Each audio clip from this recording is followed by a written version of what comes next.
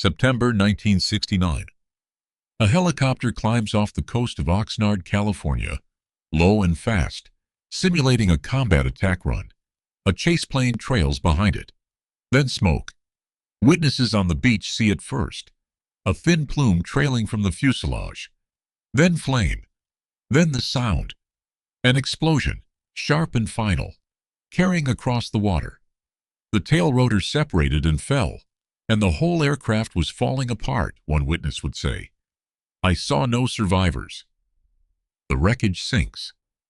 Search teams recover fragments. Days later, a piece of a flight helmet washes up on the sand. Stenciled on the inside. A name. The pilot's name. He was a Lockheed engineering test pilot. A veteran of Vietnam. He did not survive. This was not the first Cheyenne to come apart in the air. It would not be the last. The machine was supposed to be the deadliest helicopter in American history. Faster than anything the Army had ever flown. Armed heavier than anything with rotors had ever been armed. It was supposed to make every attack helicopter that came before it obsolete. It never fired a shot in anger. It never left American soil. And within 3 years the United States Congress would kill it. Not with a bullet, but with a vote. This is the story of how that happened. 1965. Vietnam. Every transport helicopter in the U.S. Army fleet shared the same design compromise, and every pilot who flew one knew it in his stomach before he ever put it into words. The workhorse was the Huey, the UH-1. Thin aluminum skin. A crew compartment that could stop nothing heavier than shrapnel. No armor plating worth the name. When it carried troops into a landing zone, it carried them into small arms range at a hover, low and slow, exposed on every side. The Army's answer, in the early years, was improvisation. Door gunners leaning out of open bays with M60 machine guns bolted to makeshift mounts. Huey gunships. The same airframe, the same fragile skin. Now carrying rocket pods it was never built to balance. It worked. It also burned. Vietnam saw helicopter losses climb into the thousands, and a meaningful share of them went down not in dogfights, but in the 90 seconds after touchdown, when a transport was at its most naked, and the enemy knew exactly where to aim. This was not treated as a flaw. It was treated as the cost of doing business. Every officer who signed off on a mission plan accepted it as the price of vertical assault. You fly slow, you fly low, and for a few seconds you are unprotected. There was no helicopter in the American arsenal built from the ground up to solve that problem, to fly fast enough to escort a formation, to carry enough firepower to suppress a landing zone before the troops ever touched ground, to survive the very envelope of speed and altitude where every other rotorcraft was weakest. It was not that no one had thought of it. It was that no one had built it. The physics of a helicopter, a single main rotor fighting gravity, torque, and its own top speed, seemed to make the idea a contradiction in terms. A helicopter that flew like a fighter was, by the conventional wisdom of 1965, not a design problem. It was a fantasy. The Army decided to fund the fantasy anyway. The program had a name only a bureaucracy could love: the Advanced Aerial Fire Support System, or AAFSS. Stripped of the acronym, the requirement was simple to state and brutal to build. The Army wanted a helicopter that could outfly a Huey formation, arrive ahead of it, and clear the landing zone before the transports were ever exposed. Speed, firepower, and survivability in a single airframe, on a timeline the Pentagon wanted measured in months, not years. 3 defense contractors answered the call, and one of them had no business being in a helicopter competition at all. Sikorsky entered, the company that had spent 2 decades defining what an American helicopter looked like, the natural favorite.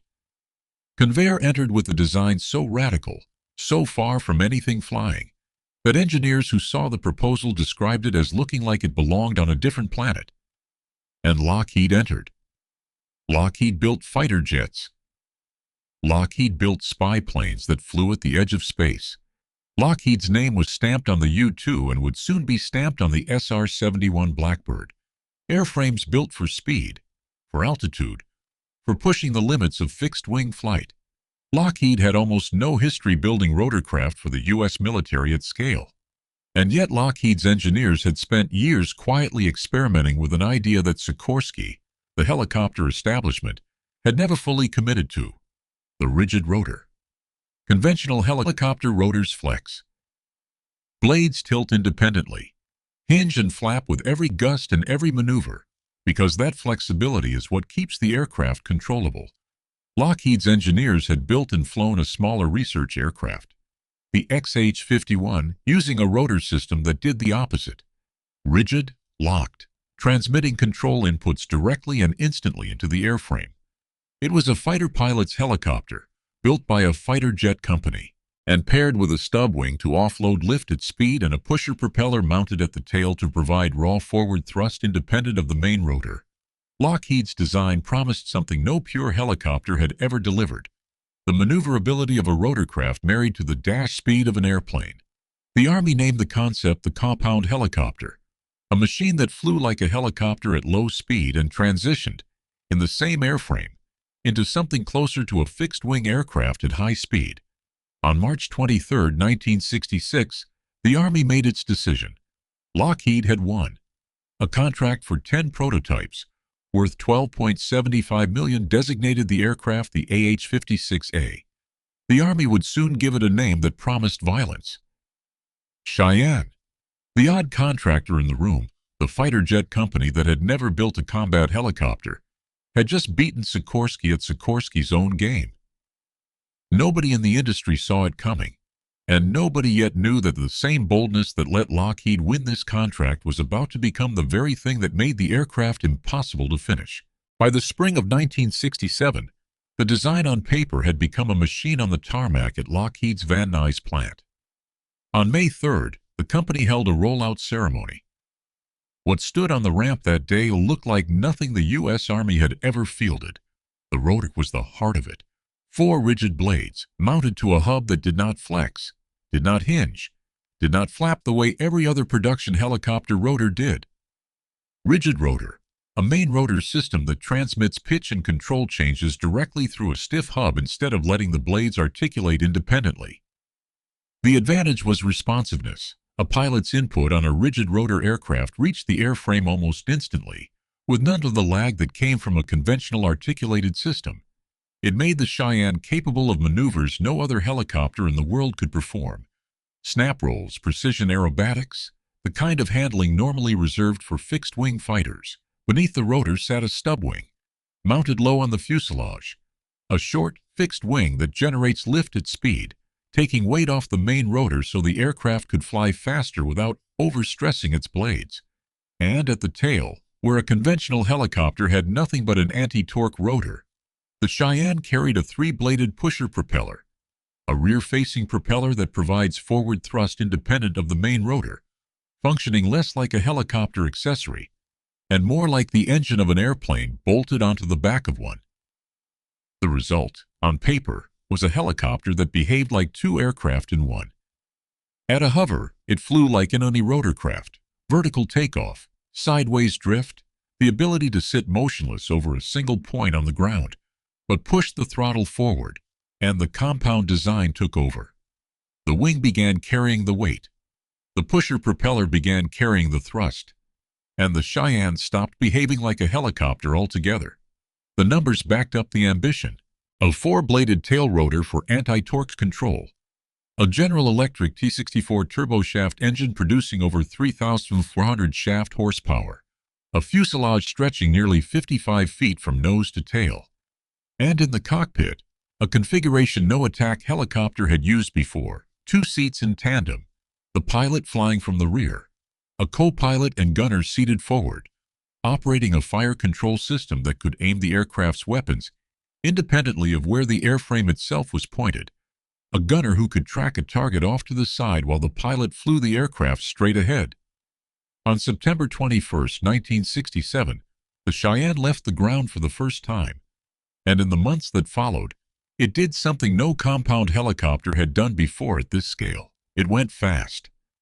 Official testing would eventually clock the aircraft at 277 miles per hour in level flight, a speed that outran every conventional helicopter of its era by more than 100 miles an hour. For comparison, the Huey it was meant to escort topped out around 135.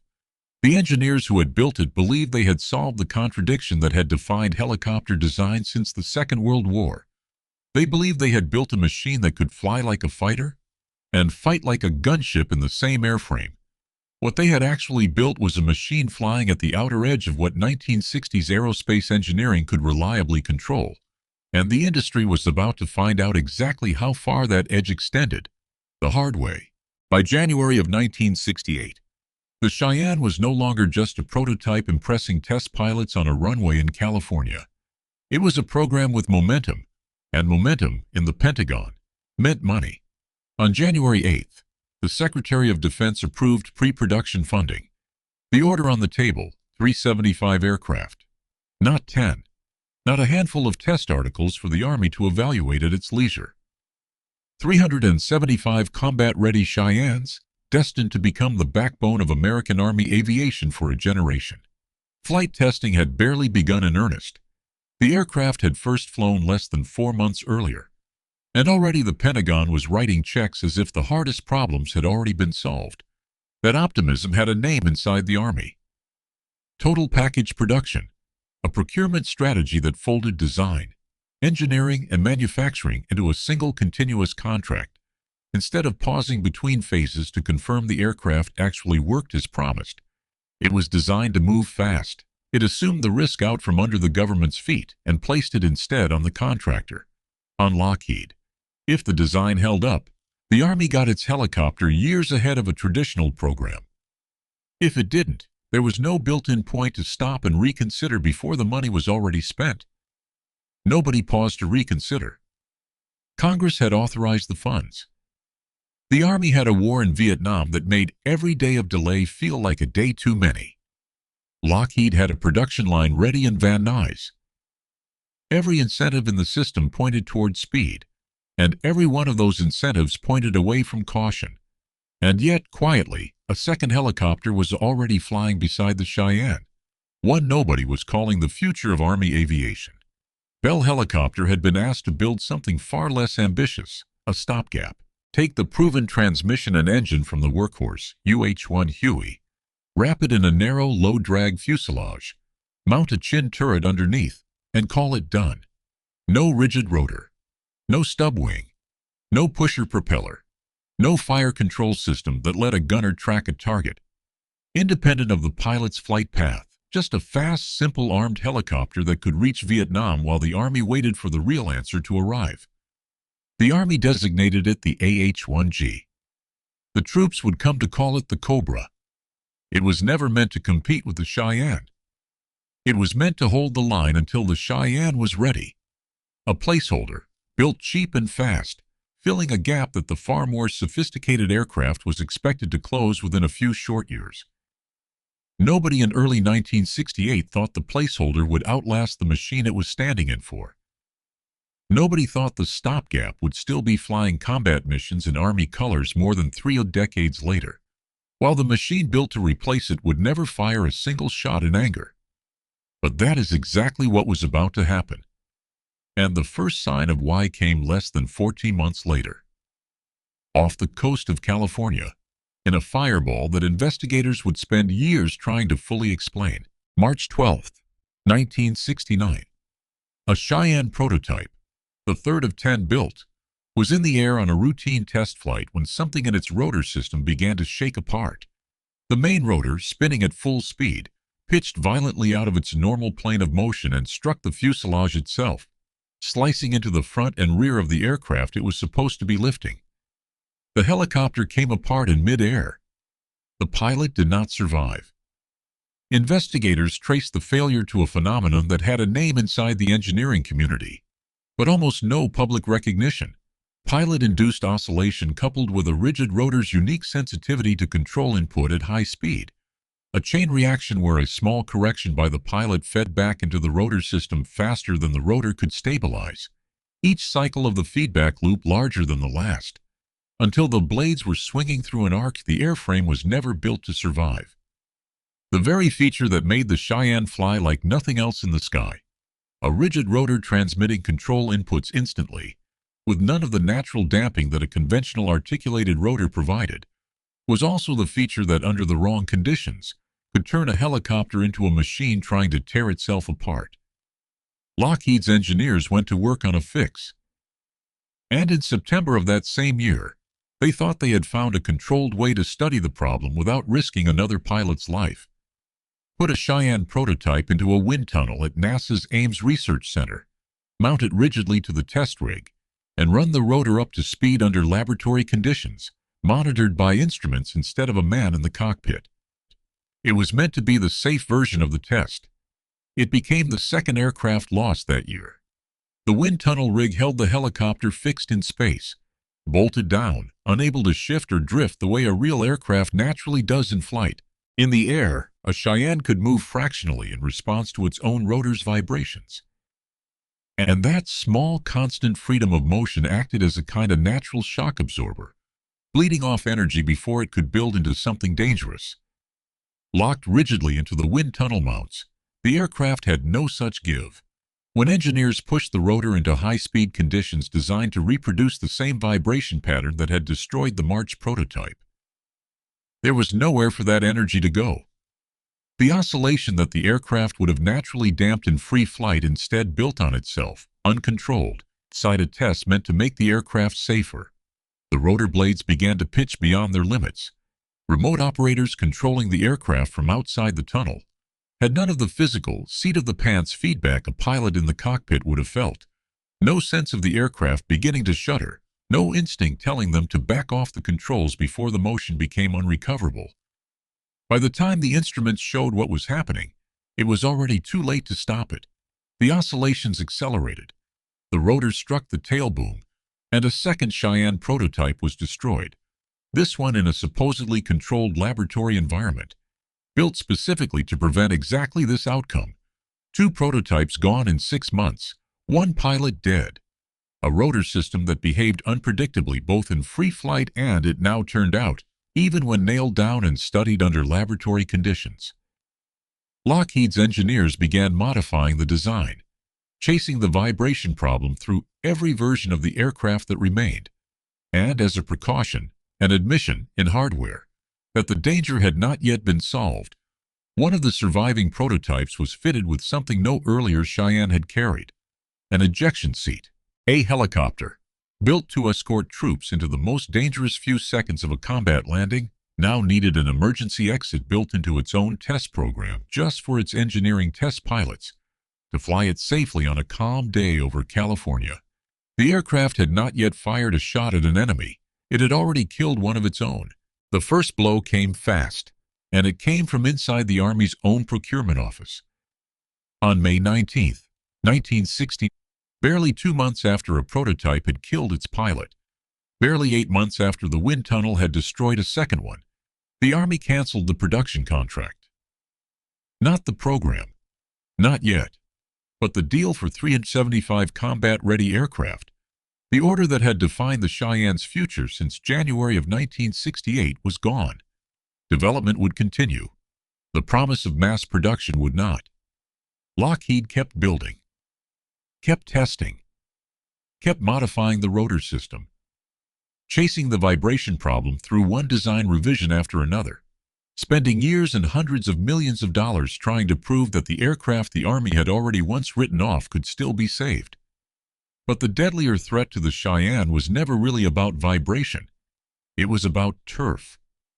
Since 1948, an agreement signed at Key West, Florida, had drawn an invisible line through American military aviation, a line dividing which branch of the armed forces owned which piece of the sky. Close air support, the mission of hitting enemy ground forces to protect friendly troops below, had long been treated as Air Force territory. The Cheyenne did not just threaten to be an expensive helicopter. It threatened to be a helicopter good enough to make the Air Force's own close air support mission irrelevant to the Army's needs. A machine so fast and so heavily armed that the Army would no longer need to ask the Air Force for cover at all. By 1971, that threat had a name and a growing constituency inside the Pentagon. The AX program, the Air Force's answer to the same battlefield problem, which would eventually become the A-10 Thunderbolt. 2 services, 2 aircraft, 1 mission. And in the tightening defense budgets of a war winding down, Congress was no longer willing to fund both. On October 22, 1971, the Senate Armed Services Subcommittee on Tactical Air Power opened hearings to settle the question. The testimony that did the most damage to the Cheyenne did not come from an accountant or an engineer. It came from a general.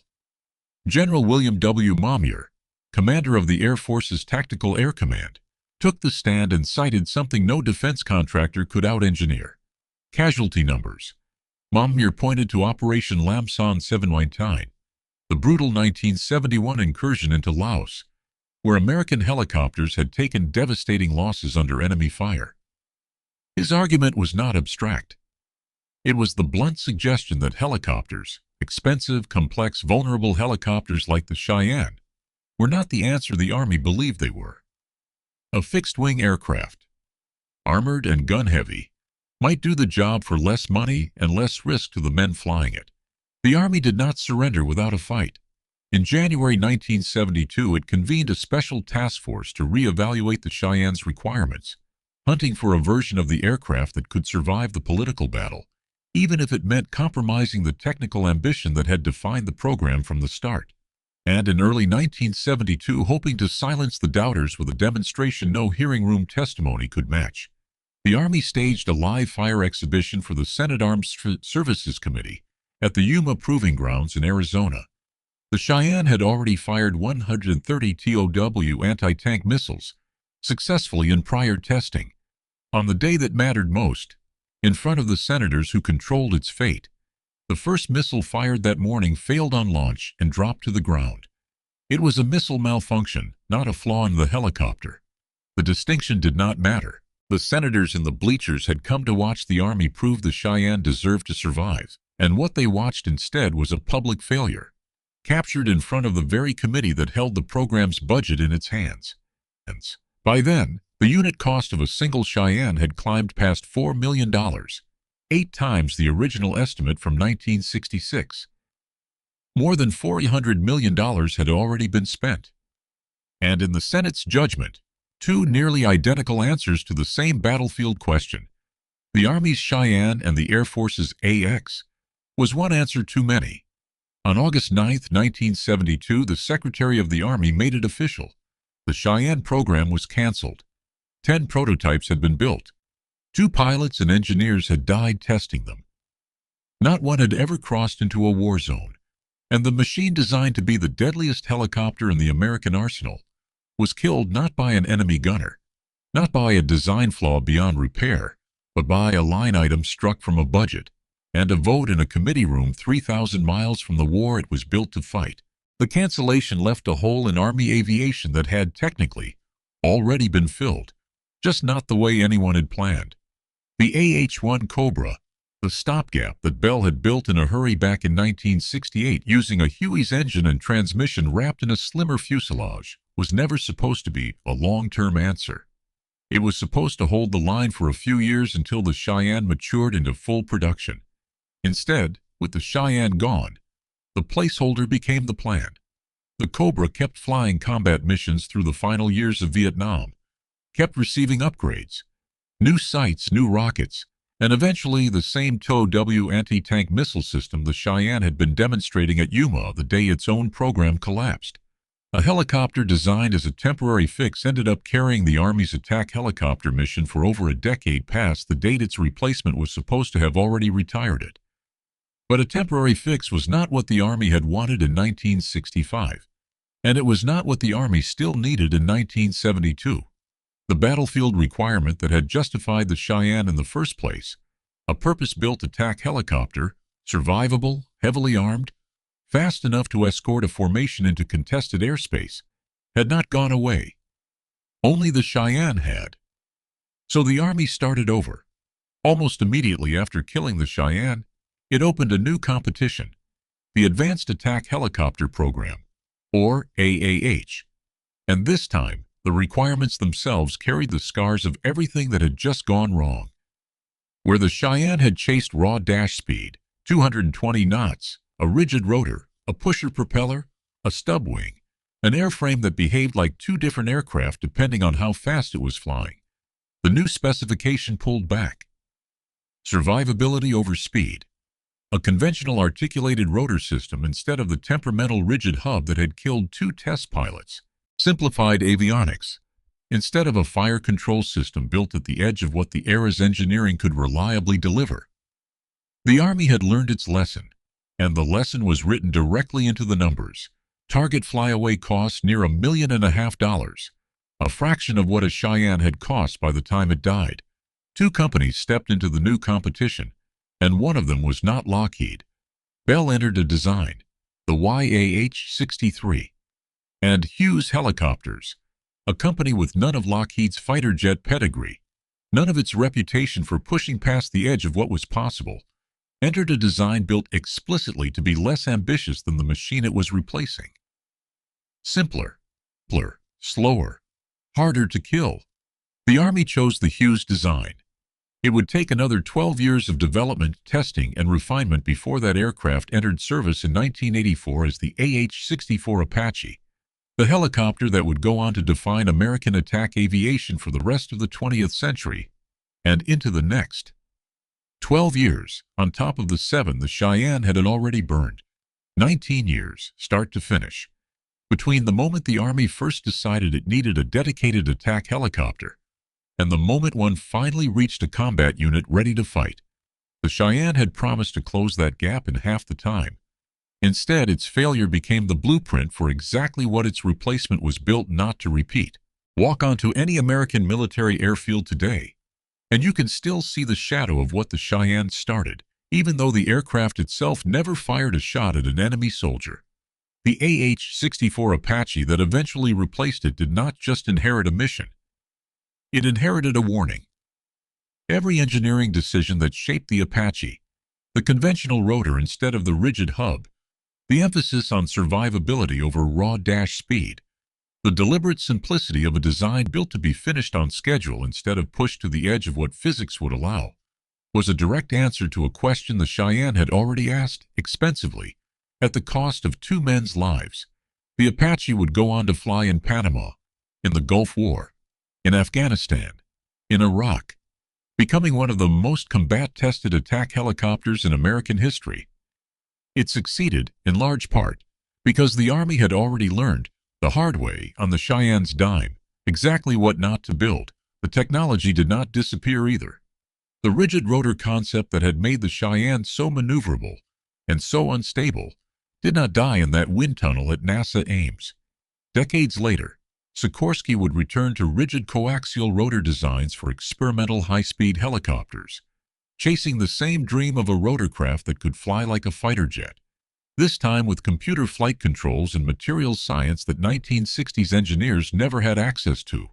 The idea the Cheyenne had died proving was too dangerous to fly in 1969 was not wrong. It was simply decades ahead of the technology needed to control it safely. Was the Army wrong to want it? No. The threat the Cheyenne was built to answer, helicopters exposed and unprotected in the seconds after they touched down in a hot landing zone, was real, and it killed American soldiers in Vietnam by the thousands. Was Lockheed wrong to build it the way it did? That answer is less comfortable. A fighter jet company, with no production history in military helicopters, had bet an entire aircraft's survival on a rotor system, so aggressive that even NASA's own test engineers could not run it safely on the ground. The ambition was not misplaced. The execution outran what 1960s engineering and 1960s testing procedures could reliably deliver. Two philosophies stood on opposite sides of that gap, and history handed the verdict to only one of them. The Cheyenne's philosophy was addition. More speed, more complexity, more capability stacked into a single airframe until it could do everything at once. The Apache's philosophy, born directly from the wreckage of the program before it, was subtraction. Strip away everything that was not essential to surviving the fight, and build only what could actually be finished, tested, and trusted. One philosophy produced a machine that never left American soil. The other produced a machine that is still flying combat missions more than 40 years later. 10 prototypes were built. 2 were destroyed in testing.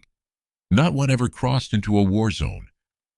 The Army spent more than $400 million, and Congress spent 1 vote, and between them they ended a program that had once been called the future of American combat aviation. It was supposed to be the deadliest helicopter America ever built. It never fought a single battle. It only lost one, in a hearing room, 3,000 miles from the war.